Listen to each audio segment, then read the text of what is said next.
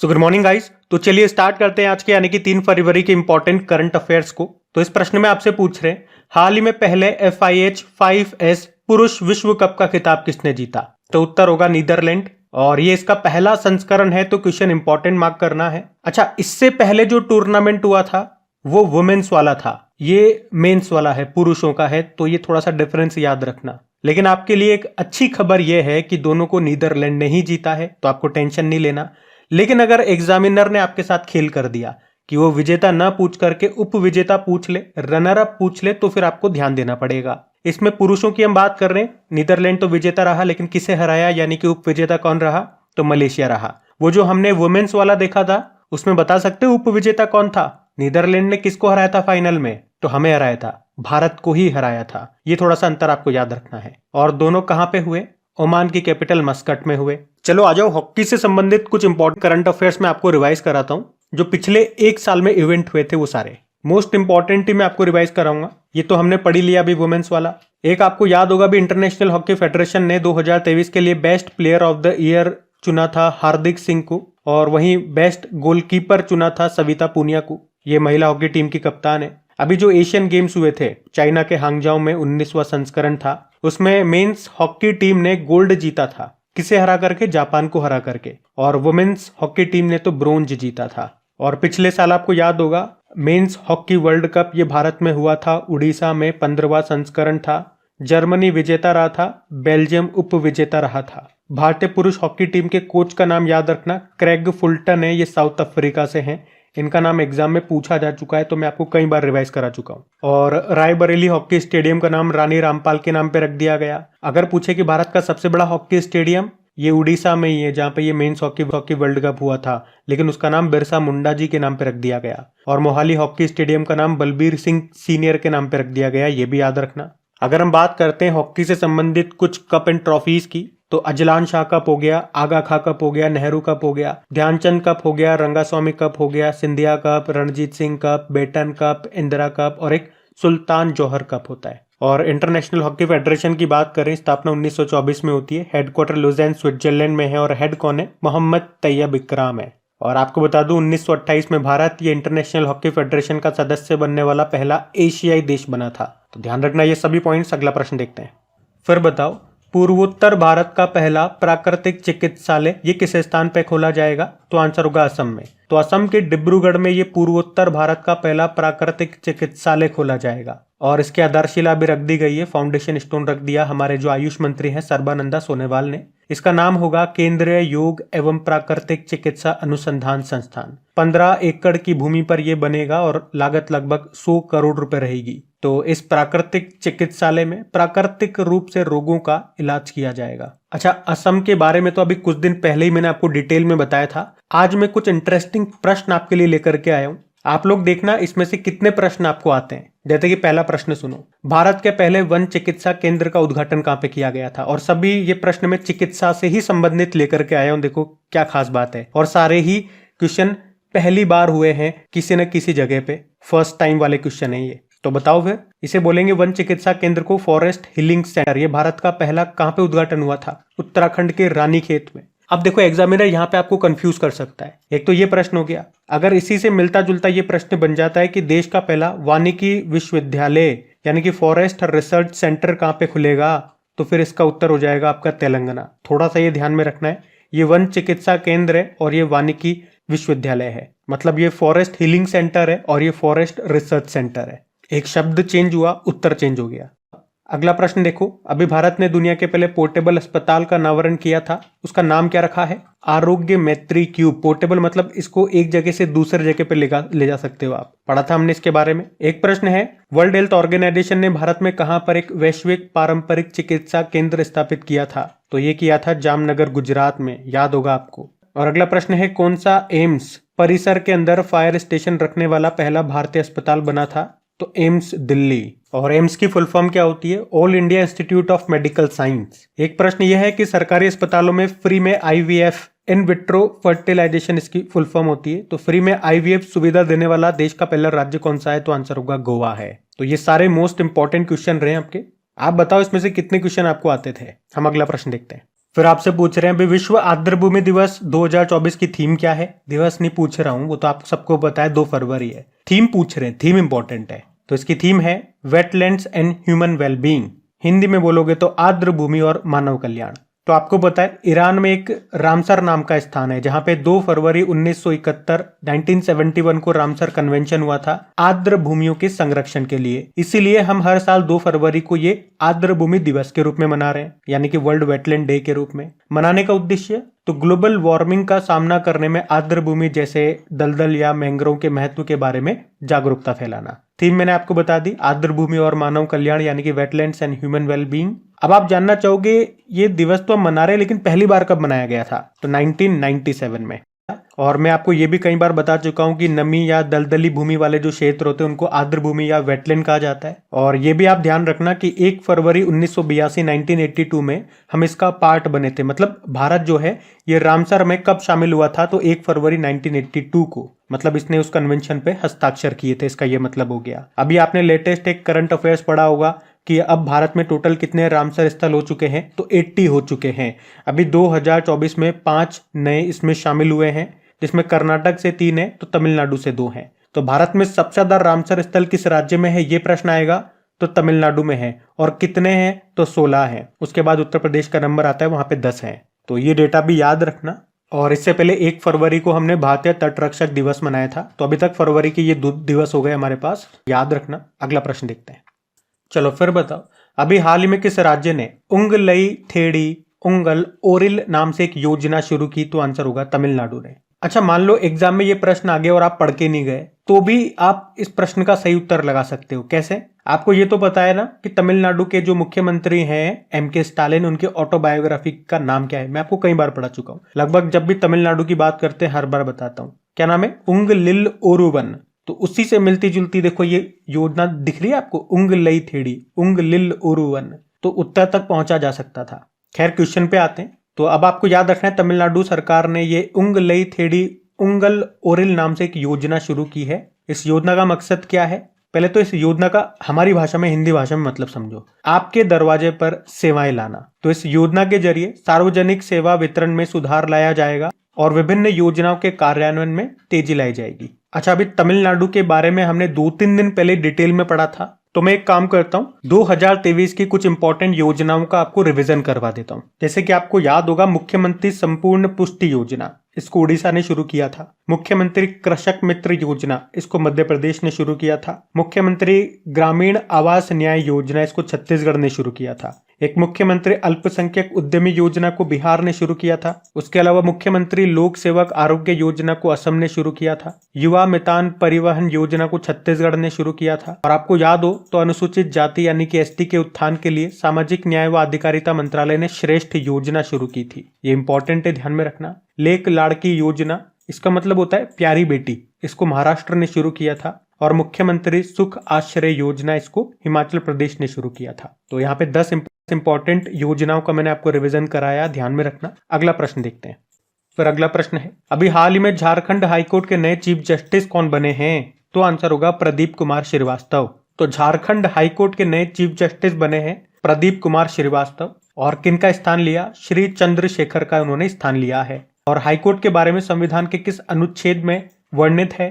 तो 214 से लेके 231 तक। वहीं नियुक्ति के बारे में किस अनुच्छेद में है? तो 217 में, आर्टिकल 217। वैसे वर्तमान में टोटल हाईकोर्ट आपको पता है 25 है। सबसे नवीनतम 25वां अमरावती हाईकोर्ट है आंध्र प्रदेश में। बाकी आपके लिए जो ये ऑप्शन में नाम लिखे हैं ये भी इंपॉर्टेंट है, जैसे कि इंद्रमणि पांडे बिम्स्टेक के महासचिव बने थे, ये सेक्रेटरी जनरल और इस पद पर आने वाले पहले भारतीय हैं, तो नाम इंपॉर्टेंट है। अच्छा, इंद्र से कुछ और इंद्र याद आ रहा है क्या आपको? एक तो वो इंद्र भगवान है जो वर्षा करते हैं, उनकी बात नहीं कर रहा हूं मैं। एक दूसरे इंद्र भी हैं जो अभी त्रिपुरा के गवर्नर बने थे। चलो ये आपके लिए आज का होमवर्क प्रश्न हो जाता है। फिर त्रिपुरा के गवर्नर कौन बने? कमेंट बॉक्स में लिख के बताओ किन किन को याद है, देखें। बाकी अनिल कुमार लाहौटी तो अभी हमने लेटेस्ट पढ़ा था, telecom regulatory authority of India try के अध्यक्ष बने। और शशि सिंह ये अखिल भारतीय रबर संघ के अध्यक्ष बने थे, तो ध्यान रखना ये। अगला प्रश्न देखते हैं।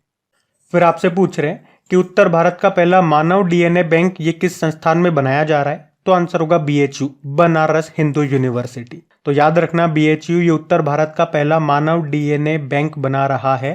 तो वहां पे जो जंतु विज्ञान विभाग है, जूलॉजिकल डिपार्टमेंट है, उसमें जो ज्ञानेश्वर लैब है वहां पे ये ऑटोमेटेड डीएनए एक्सट्रैक्टर मशीन लगाई गई है। ये मशीन पूरी तरह से स्वदेशी है, मतलब पूरी तरह से भारत में बनी है। तो इस मशीन के जरिए आपके ब्लड से, आपके सलाइवा यानी कि लार से, यहाँ तक कि आपके बाल से, मतलब किसी भी जैविक पदार्थ से डीएनए ये निकाल सकती है मशीन। अब आप पूछोगे कि ये जो डीएनए बैंक बनाया जा रहा है इसका महत्व क्या है, फायदे क्या है। तो इसके जरिए भविष्य में किसी भी महामारी का लोगों पर क्या प्रभाव पड़ेगा, क्या असर पड़ेगा, उसे हम समझ पाएंगे और उससे कैसे निपटा जाए इसके लिए तैयार रहेंगे। इसके अलावा आप किसी भी व्यक्ति का जो मेडिकल हिस्ट्री क्या रहा है वो आप जान पाओगे कि इसको कौन कौन सी बीमारियां रही है, क्या ट्रीटमेंट चले हैं, क्या गोलियां दवाइयां दी गई है, ये सब। और आपको पता है कि आगे वाली जनरेशन में, पेरेंट्स से आगे वाली जनरेशन में डीएनए ट्रांसफर होता है। डीएनए में आपकी पूरी जानकारी होती है।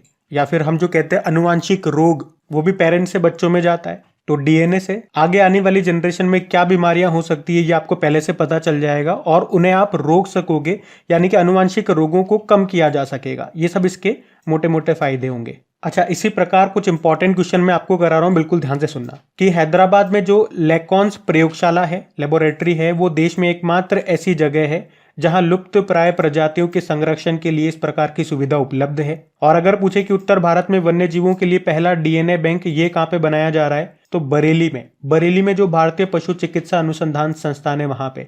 अब देखो यहां से एक स्टैटिक प्रश्न आपका तैयार हो गया कि भारतीय पशु चिकित्सा अनुसंधान संस्थान कहां पर है, तो आंसर होगा बरेली में। तो इसी तरह से आपको करंट अफेयर्स इस तरह से पढ़ना है कि आपके स्टैटिक पार्ट भी वहीं से कवर हो जाए। और आपके एग्जाम में ज्यादा कोई स्टैटिक, वैसे तो स्टैटिक महासागर है, तो आप क्या क्या पढ़ोगे, इस महासागर में कितना तैर लोगे, तो आपको इस पे फोकस करना चाहिए कि वो स्टैटिक आपका संबंधित हो करंट अफेयर्स से। एग्जामिनर भी वहीं पे चुनता है, वो ये भी जान लेता है कि बच्चे ने करंट अफेयर्स तो पढ़ा होगा, तो वहीं से निकाल करके चुन करके आपके स्टैटिक देता है। अगर बच्चे ने ध्यान से और ढंग से करंट पढ़ा है तो स्टैटिक ऑटोमेटिकली आ जाएगा। अच्छा देखो, ये प्रश्न भी इंपॉर्टेंट बनेगा कि किस राज्य ने अज्ञात शवों के लिए डीएनए डेटाबेस बना करके इतिहास रचा है। ये तो अभी कुछ समय पहले का एक करंट अफेयर्स का प्रश्न है। इसका उत्तर हो गया हिमाचल प्रदेश। और अगर पूछे कि भारत की पहली वन्यजीव डीएनए परीक्षण विश्लेषण प्रयोगशाला का उद्घाटन कहां पे किया गया था, तो ये भी याद रखना, नागपुर महाराष्ट्र में। अच्छा, बार बार डीएनए कर रहे हैं। डीएनए मतलब डीऑक्सीराइबोज न्यूक्लिक एसिड, इसकी फुल फॉर्म होती है। कई बार पूछ लिया जाता है इसका जो हेलिक्स मॉडल होता है, ये इस तरह से आपने देखा होगा, ये इसे हेलिक्स मॉडल बोलते हैं। इसकी ये जो संरचना है इसको किसने दिया था, तो जेम्स वॉटसन और फ्रांसिस क्रिक ने दिया था 1953 में। ये दो पॉलीन्यूक्लियोटाइड श्रृंखला से बना होता है जिन्हें स्ट्रैंड कहा जाता है। और आरएनए की फुल फॉर्म बोलूं तो चलो ये आप लिखो, बड़ा सिंपल प्रश्न पूछ लिया, आरएनए की फुल फॉर्म बताओ। हम अगला प्रश्न देखते हैं। और हाँ, अगर आप में से कोई स्टूडेंट पहली बार वीडियो को देख रहे हैं तो आपको बताना जरूरी है कि आप ये जो करंट अफेयर्स पढ़ रहे हैं इनका आप क्विज लगा करके इनका टेस्ट दे पाएंगे। फ्री में मैं क्विज तैयार कहाँ पे मिलेगी, क्रैक एग्जाम एप्लीकेशन में। आराम से टेस्ट लगाओ, वीकली टेस्ट लगाओ, मंथली टेस्ट लगाओ, डेली लगाओ। स्टैटिक भी काफी सारी क्विजेस आपको वहां पे मिलेगी। सब कुछ जो भी वहां पे अवेलेबल है वो सारा फ्री में है। वहां मैंने ऐसा नहीं कर रखा है कि आधी चीजें तो फ्री वाली है, आधी कोर्स वाली है, परचेज कर लो, नहीं, जो भी होगा वो फ्री है। पीडीएफ भी आपको वहीं पे मिल जाएगी। क्रैक एग्जाम एप्लीकेशन का लिंक नीचे डिस्क्रिप्शन बॉक्स में है। और काफी सारे स्टूडेंट्स को नोटिफिकेशन की दिक्कत आ रही है। जैसे अभी मैंने जनवरी महीने का करंट अफेयर्स का वीडियो डाला तो बहुत सारे स्टूडेंट्स पूछ रहे हैं कि हमें नोटिफिकेशन नहीं मिलता। तो या तो आपको नोटिफिकेशन क्यों नहीं मिलता कि आपने क्रैक एग्जाम चैनल को या तो सब्सक्राइब नहीं कर रखा। देखो पहले सब्सक्राइब कर लिया क्या, उसको दबाने, सब्सक्राइब करने के बाद बेल आइकन आता है, उसको आपको दबाना होगा। और उसको दबाने के बाद भी आजकल 3 ऑप्शन खुलते हैं यूट्यूब में, तो ऑल नोटिफिकेशन को सेट कर लीजिए। मतलब जब भी मैं वीडियो अपलोड करूंगा उसको नोटिफिकेशन आपको मिल जाएगा। उसके बावजूद भी अगर आपको नहीं मिलता तो ये यूट्यूब की ही दिक्कत हो जाती है कई बार। तो अगर आप टेलीग्राम यूज करते हैं तो क्रैक एग्जाम को ज्वाइन कर लीजिए। हर वीडियो डालने के बाद मैं वहां पे भी नोटिफाई कर देता हूँ, वहां पे भी वीडियो डाल देता हूं, तो वहां से भी आपको लिंक मिल जाएगा, नोटिफिकेशन मिल जाएगा। टेलीग्राम हो गया, क्रैक एग्जाम एप्लीकेशन हो गई, सबके लिंक डिस्क्रिप्शन बॉक्स में है। और अगर सेशन अच्छा लगता है तो मेरे लिए एक छोटा सा काम कर दीजिए, वीडियो को लाइक जरूर कीजिएगा और अपने दोस्तों के साथ में स्टडी ग्रुप में एक बार शेयर जरूर कर देना। बस मैं इतने से मैं खुश हो जाऊंगा। आपके लिए पूरी मेहनत के साथ, पूरी शिद्दत के साथ मैं आपका कंटेंट तैयार करता हूँ, पूरा समय देता हूँ। बस आपसे आपका कीमती 1 मिनट मांग रहा हूँ जिसमें आप लाइक करके शेयर कर दीजिए। आज के हमारे वीडियो को हम टारगेट रखते हैं 6000 लाइक का, तो पूरी कोशिश कीजिएगा कि आपका कीमती लाइक मुझे मिल जाए। अभी अगला प्रश्न देखते हैं। फिर आपसे पूछ रहे हैं, अभी हाल ही में आरबीआई ने किस पेमेंट बैंक पर प्रतिबंध लगा दिया, तो आंसर होगा पेटीएम पेमेंट बैंक। तो अभी आरबीआई ने पेटीएम पेमेंट बैंक पर रोक लगा दी है, उसे बंद कर दिया है, बैन लगा दिया है। ध्यान से सुनना, मैं पेटीएम पेमेंट बैंक की बात कर रहा हूं, जहां पे आप पैसे वगैरह आपने डिपॉजिट करते हो, जो मतलब ये बैंकिंग सुविधाएं दे रहा था ना, अगर आप उसका इस्तेमाल करते हो तो उस पर बैन लगाया गया है। और आरबीआई ने कहा कि 29 फरवरी के बाद से कंपनी बैंकिंग सर्विस नहीं दे पाएगी। तो मतलब अगर आप बैंकिंग जो पेमेंट बैंकिंग है पेटीएम की उसको यूज करते हो तो जो भी लेन देन वगैरह करना है आपको कर लो, 29 फरवरी के बाद में नहीं कर पाओगे। और ऐसा क्यों किया आरबीआई ने? तो इन्होंने बैंकिंग नियमों का पालन नहीं किया। अब हो सकता है आप में से कुछ स्टूडेंट्स कहें कि नियमों का पालन नहीं कर रहे तो उनपे चार्जेस लगा देते। कई बार होते हैं ना, बैंकिंग का पालन न करने पे 4 करोड़ की पेनल्टी लगा दी, किसी पे 80 लाख की लगा दी, तो ऐसे लगा देते। तो एक्चुअली में कई बार ये पेनल्टी लगा चुके हैं। होता है ना, कई बार जैसे आप स्कूल में गए हो या कोचिंग में गए हो, कई बार स्टूडेंट्स, एक बार टीचर ने बोल दिया कि बेटा चुप हो जाओ, मस्ती मत करो, पढ़ाई कर लो, फिर भी वो नहीं सुन रहा, फिर मस्ती कर रहा है। फिर टीचर कहती है चुप हो जाओ, फिर उसको डंडा मार देते हैं, फिर भी चुप नहीं होता। फिर टीचर कहती है कि चुप हो जाओ, उन तो मुर्गा बना दूंगी, फिर भी चुप नहीं होता। तो फिर थकार करके उसको क्लास के बाहर ही निकालना पड़ता है। तो ऐसा इसके साथ हुआ कुछ। पेटीएम पेमेंट बैंक की बात करें, इसकी स्थापना हुई थी 28 नवंबर 2017 में। और पेटीएम की पेरेंट कंपनी क्या है? 197 कम्युनिकेशन, और इसका हेडक्वार्टर नोएडा में है। संस्थापक विजय शेखर शर्मा है। और अगर आपसे कभी एग्जाम में पूछ ले, या वैसे आपको पता होना चाहिए कि भारत का पहला पेमेंट बैंक कौन सा था, तो आंसर होगा एयरटेल पेमेंट बैंक था। ध्यान रखना। ये अगला प्रश्न देखते हैं। फिर आपसे पूछ रहे कि वर्ष 2023 में जापान को पछाड़ करके दुनिया की शीर्ष वाहन निर्यातक कौन बन गया है, तो आंसर होगा चाइना। तो चीन ने वाहनों के निर्यात के मामले में, एक्सपोर्ट करने के मामले में जापान को पीछे छोड़ दिया है और दुनिया में नंबर 1 वाहन निर्यातक देश बन गया है। और ऐसा क्यों हुआ? एक्चुअली में आपको पता है आने वाला समय इलेक्ट्रिक व्हीकल्स का है। तो चाइना जो है ये इलेक्ट्रिक गाड़ियों में बड़े पैमाने पर निवेश कर रहा है और वहां से इलेक्ट्रिक व्हीकल्स को खूब एक्सपोर्ट कर रहा है। तो इसीलिए अब ये जापान को पीछे छोड़ करके दुनिया का शीर्ष वाहन निर्यातक देश बन गया है, वाहनों को निर्यात करने वाला, एक्सपोर्ट करने वाला। अच्छा, लेकिन प्रश्न अगर आपसे ये पूछ ले कि world's top selling automaker company 2023 में कौन सी रही, यानी कि 2023 में सबसे ज्यादा गाड़ियां बेचने वाली कंपनी कौन सी बनी, तो वो टोयोटा कंपनी है। टोयोटा ये जापान की ही कंपनी है। अच्छा, टोयोटा से एक प्रश्न मैं आपसे पूछता हूं। एक प्रश्न मुझे याद आया, करंट अफेयर्स का प्रश्न है, ध्यान से सुनना। इससे मुझे ये भी पता चलेगा और आपको भी पता चलेगा कि मैं आपका जो रिवीजन वाला वीडियो तैयार करता हूं, जिसमें 2023 के इंपॉर्टेंट करंट अफेयर्स का आपको रिवीजन करा रहा हूं। बहुत से स्टूडेंट वो वीडियो नहीं देखते हैं, तो उनको पता लगेगा कि रिवीजन नहीं करने का नुकसान क्या होता है। तो मेरे एक प्रश्न का उत्तर देना और आपको पता चलेगा रिवीजन करना कितना जरूरी है। प्रश्न सुनो आप, कि हमारे जो रोड मंत्री हैं नितिन गडकरी जी, उन्होंने हाइड्रोजन से चलने वाली कार को लॉन्च किया था। कह सकते हो भारत की पहली कार थी वो, हाइड्रोजन से चलने वाली। उसका नाम मैं आपसे जानना चाहता हूं, उस कार का नाम क्या था? हिंट मैं आपको दे देता हूं, वो टोयोटा की ही कार थी। अब उसका नाम बताओ। बहुत बार मैंने आपको रिवाइज भी करवाया है, और अगर आप में से कोई स्टूडेंट अब समझ में आता है उनको कि रिवीजन करना बहुत जरूरी होता है करंट अफेयर्स का, जो मैं आपके लिए 2023 का करवा रहा हूँ। दिसंबर करवा चुका हूँ कंप्लीट, नवंबर कंप्लीट करवा चुका हूँ, अभी अक्टूबर चल रहा है, और दिसंबर नवंबर की प्लेलिस्ट आपको मिल जाएगी। इंपॉर्टेंट करंट अफेयर्स ही ले रहा हूँ मैं, उसमें पॉइंट टू पॉइंट ही आपको करवा रहा हूँ, कोई डिस्क्रिप्शन नहीं होता है। तो आप वीडियो सेक्शन में जाकर के चेक कर सकते हो, प्लेलिस्ट में जाकर के देखो, सब कुछ आपको मिल जाएगा। अभी हम अगला प्रश्न देखते हैं। फिर आपसे पूछ रहे हैं कि भारत के पहले बीच साइड स्टार्टअप फेस्ट का आयोजन ये कहां पे किया जाएगा, तो आंसर होगा मंगलोर में। तो भारत का पहला बीच साइड स्टार्टअप फेस्टिवल का आयोजन होगा कर्नाटक के मंगलोर में 16 से लेकर 18 फरवरी 2024 तक। इसे इमर्ज 2024 भी कहा जा रहा है। तो इस कार्यक्रम का उद्देश्य क्या है? उभरते स्टार्टअप्स को बढ़ावा देना और उनका पोषण करना। और स्टार्टअप से क्या याद आता है? एक तो डे याद आता होगा आपको, startup day, national startup day हम मनाते हैं 16 जनवरी को। और अगर आपसे पूछे ना कि अभी पहला एआई यूनिकॉर्न कौन सी कंपनी बनी या पहला एआई यूनिकॉर्न कौन सा बना, तो कृत्रिम बना था। ये भी याद रखना, ये मोस्ट इंपॉर्टेंट प्रश्न हो जाएगा आपका। अगला प्रश्न देखते हैं।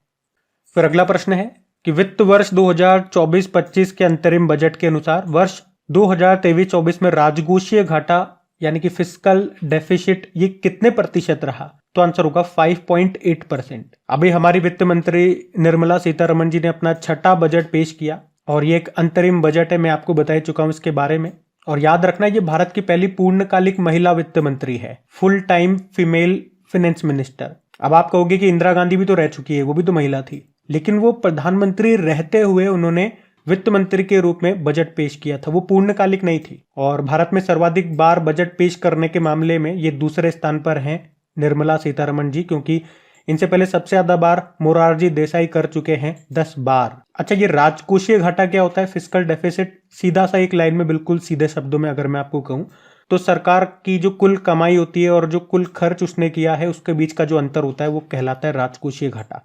तो सरकार की कुल कमाई मान लो उसने 100 रुपए की है और खर्च उसने कर दिया 105 रुपए, तो 5 रुपए का जो ये घाटा हुआ है इसी को कहा जाएगा राजकोषीय घाटा, फिस्कल डेफिसिट। अब इन्होंने कहा कि 2023-24 में ये कितना रहा 5.8%, और साथ में इन्होंने ये भी कहा कि अगले साल का 2024-25 के लिए ये रहेगा या रह सकता है 5.1%, जो कि पिछले साल के मुकाबले कम है। तो कम है तो ये अच्छा है, कम होना, इसका कम होना अच्छी बात है। अच्छा, बजट तो आ चुका है। आप में से कुछ स्टूडेंट कह रहे हैं कि बजट का वीडियो अभी तक आया नहीं है, तो देखो मैं आपसे कुछ छुपाऊंगा नहीं है, इधर उधर घुमा फिरा करके बड़ी बड़ी बात नहीं करूंगा। जो है वही आपको बताता हूँ कि मैं आपका वीडियो बना रहा हूँ, लेकिन मेरे से बना नहीं है, क्योंकि जो हमारे पुराने स्टूडेंट्स हैं वो जानते हैं कि मेरा पूरा समय, आपका जो रिविजन वाला वीडियो होता है और आपका ये डेली करंट अफेयर्स वाला वीडियो होता है, ये बनाने में मेरा पूरा समय निकल जाता है। फिर भी मैं अपनी पूरी ईमानदार कोशिश कर रहा हूँ, जैसे भी जितना भी समय निकलता है दूसरी जगहों से टाइम कट करके इसको बनाने की कोशिश कर रहा हूँ। अब जो दूसरे बड़े बड़े यूट्यूब चैनल से उनके पास बहुत सारी फैसिलिटीज होती हैं, काम करने के लिए मैन पावर होती है, तो उनके आधे से ज्यादा काम दूसरे लोग कर देते हैं। पर मेरे साथ ऐसा नहीं है, मुझे यहाँ पे A to Z सारा काम मुझे ही करना होता है, क्योंकि मेरा एक छोटा चैनल है उनके मुकाबले। चलो यहाँ तक तो ठीक है, लेकिन मैंने ये नोटिस किया है बहुत सारे यूट्यूब चैनल्स ऐसे होते हैं जो कोई भी टॉपिक आता है उसमें वीडियो डालने में बहुत जल्दबाजी दिखाते हैं व्यूज के चक्कर में, और उनको व्यूज मिल भी जाते हैं क्योंकि पहले आओ पहले पाओ वाली कहानी होती है, लेकिन उसकी बाद की कहानी आप लोग नोटिस नहीं करते। फिर उसी टॉपिक पे वो एक आध वीडियो और डाल देते हैं, ये कहते हुए कि उस वीडियो में हमारी ये चीजें रह गई थी या कुछ और ये बातें सामने आई हैं, बस व्यूज पाने की जल्दबाजी रहती है। यूनी की एक बार पूरी न्यूज आ जाने दें, फिर आप कंटेंट तैयार करें स्टूडेंट्स के लिए, और मुझसे ये चीज होती नहीं है। मैं एक ही वीडियो आपका उसको बना करके दूंगा, लेकिन सारा कंटेंट आपको दे दूंगा, उसके बाद आपको बाहर झांकने की भी जरूरत नहीं है। देखो, मेहनत करते हैं तो व्यूज की इच्छा हर किसी को होती है, हर किसी को अपना पेट पालना है, परिवार पालना है। आप मेरे द्वारा जो भी वीडियोस मैंने बनाए हुए हैं वो जाकर के देख सकते हो, जो भी नए स्टूडेंट हैं। राम मंदिर पद्मश्री के ऊपर बनाया है, देर से जरूर बनाया, लेकिन एक भी क्वेश्चन आपका वहां पे छूटेगा नहीं, और पूरे यूट्यूब में ऐसा कंटेंट आपको मिलेगा नहीं। अभी 2023 का नोबेल पुरस्कार का जो ट्रिकी वीडियो मैंने डाला था वो जाकर के आप चेक कर लो। सस्टेनेबल डेवलपमेंट गोल्स, ये तो 2030 तक रहेंगे ना, जितने भी एग्जाम होंगे पूछे जाएंगे प्रश्न,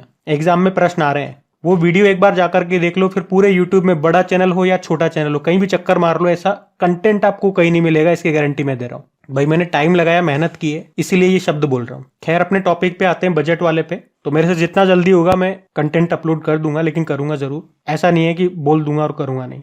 हाँ, हो सकता है 2-3 दिन मुझे लग जाए, लेकिन उस वीडियो के बाहर फिर आपका कोई भी कंटेंट नहीं छूटेगा, कोई भी टॉपिक, कोई भी क्वेश्चन नहीं छूटेगा, ये और मैं बोल देता हूँ। थ्योरी भी उसी में पढ़ा दूंगा और एमसीक्यू भी करा दूंगा। चलो अभी कल के करंट अफेयर्स का क्विक रिवीजन करा दूं, फिर सेशन एंड करते हैं। तो कल के वीडियो में आपसे पूछा था, कराईवेट्टी पक्षी अभयारण्य को रामसर साइट का दर्जा दिया गया, ये किस राज्य में है? तमिलनाडु में।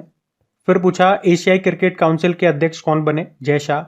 और झारखंड के नए मुख्यमंत्री चंपई सोरेन। और 16वें वित्त आयोग में अभी कितने पूर्णकालिक सदस्यों को नियुक्त किया गया? 4 को। सुल्तान इब्राहिम सिकंदर ये किस देश के 17वें राजा बने? मलेशिया। WHO ने औद्योगिक रूप से उत्पादित ट्रांस फैट को खत्म करने के लिए पहली बार कितने देशों को सम्मानित किया? 5 को। Kashmir travels and paradise on earth नाम की बुक को लिखा रोमेश भट्टाचार्य जी ने। भारतीय सेना के लिए मोबाइल ब्रिज सिस्टम सर्वत्र को किसने लॉन्च किया? DRDO। और इंसानों में पहली बार ब्रेन चिप किसके द्वारा इम्प्लांट की गई? तो न्यूरालिंक। और आखिरी प्रश्न पूछा था, भारतीय तटरक्षक दिवस मनाया गया 1 फरवरी को। अभी कल का होमवर्क प्रश्न लिखते हैं और सेशन एंड करते हैं। तो कल के वीडियो में आपसे पूछा था कि उज्बेकिस्तान के राष्ट्रपति किसे चुना गया? तो आंसर होगा शौकत मिर्जियोयेव को। आप सभी ने प्रश्न का बिल्कुल सही उत्तर दिया। अब ये आज का आपका होमवर्क प्रश्न।